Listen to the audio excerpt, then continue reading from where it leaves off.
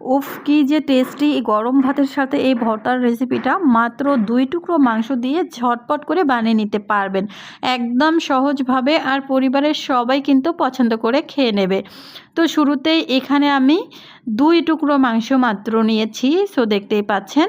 তো এগুলা কিন্তু রান্না করা মাংস। দেখা যায় কি রান্না করা মাংস খাওয়ার পর যদি থেকে যায় না, তখন আমি এভাবে খাই। আর মাংস রান্নার চেয়ে ভর্তাটাই আমার কাছে অনেক ভালো লাগে। সো আপনারা একদিন হলেও ট্রাই করে দেখবেন। দেখা যায় যে মাংসটা যখন রান্না করেন তখন সেখান থেকে ২ পিস মাংস বা তার একটু বেশি নিয়ে এভাবে ভর্তাটা বানিয়ে নেবেন। তো শুরুতেই আমি একটু লবণ আর শুকনা মরিচ মথে নিচ্ছি। ঝালটা আমি একটু বেশিই দিয়েছি। তারপর বড় সাইজের একটা পেঁয়াজ কুচি করে দিয়েছি। চাইলে কিন্তু পেঁয়াজটাকে এখানে হালকা ভেজেও দিতে পারেন। তাতে করে ভর্তাটা বেশিক্ষণ সংরক্ষণ করতে পারবেন। তো পেঁয়াজটা দেওয়ার পর এখানে মাংসর টুকরো ২ পিস আমি উঠে নিয়েছি। এবার মাংসটাকে খুব ভালো করে মথে নিচ্ছি, ম্যাশ করে নিচ্ছি। একেবারে মিহি করে ম্যাশ করে নেওয়ার দরকার নেই। যদি সেরকম হয় তাহলে পাটায় বেটে নিতে পারেন। তো আমি মনে করি মাংস যেহেতু এভাবে খাওয়া যায়, হালকা দানাদার থাকলেও কিন্তু সমস্যা নেই। সেটাই আমার কাছে টেস্ট ভালো মনে হয়। সো তারপর পেঁয়াজের সাথে মরিচের সাথে খুব ভালো করে মাংসটাকে এভাবে মধ্যে মিক্সড করে নেব। এই ভর্তার রেসিপিটা না একদম সহজ, আর একবার যদি আপনি বানিয়ে খান না তাহলেই বুঝতে পারবেন। কখনো মাংস রান্না করলে একবার হলেও ট্রাই করবেন। আর রেসিপিটা যদি ভালো লাগে তাহলে ইউটিউব, ফেসবুক যেখান থেকেই দেখেন না কেন তা প্লিজ আমার পরিবারে যুক্ত হয়ে যাবেন।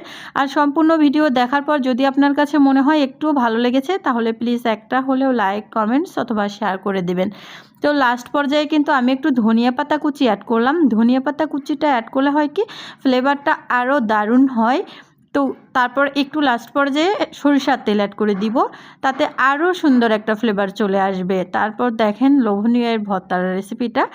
অনেক সময় কিন্তু আমরা দেখা যায় কি মুরগির মাংসটা রান্না করে অনেকেই তো মুরগির মাংস খেতেই চায় না।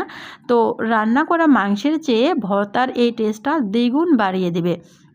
আর আপনি যদি ভাত খেতে নাও পারেন তবু এই রান্না করা মাংসের ভর্তা দিয়ে ২ প্লেট বা ১ প্লেট ভাত খেয়ে নিতে পারবেন, আমি কথা দিচ্ছি। একবার হলেও মাংস ভর্তার এই রেসিপিটা ট্রাই করে দেখবেন। তো আমার ভর্তাটা বানানো কিন্তু একদম শেষ। এখন আমি গরম গরম ভাত দিয়ে এটাকে সার্ভ করে নিব। ভর্তার সাথে গরম ভাত কিন্তু জাস্ট অসাধারণ। তবে ভর্তার সাথে কিন্তু ঠান্ডা ভাতও খুব ভালো করে মেখে খাওয়া যায়, তাই না? ভর্তার সাথে গরম ভাত, ঠান্ডা ভাত, রুটি, পরোটা যেটাই বলেন না কেন জাস্ট অসাধারণ লাগে। সো দেখতেই পাচ্ছেন ভাতটা কিন্তু আমি মাত্র নামিয়ে নিয়েছি। তারপর এই ভর্তা দিয়ে আমি বেশি করে খেয়ে নেব। যদিও সবগুলো ভর্তা আমি খাবো না, আমার হাজব্যান্ডও এই ভর্তাটা অনেক পছন্দ করে।